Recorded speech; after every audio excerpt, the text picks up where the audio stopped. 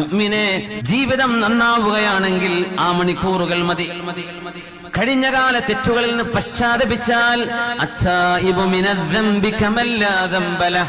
പാപങ്ങളിൽ നിന്ന് തൗബ ചെയ്ത് മടങ്ങുന്നവർ ആ തെറ്റ് ചെയ്യാത്തവരെ പോലെയാണ്.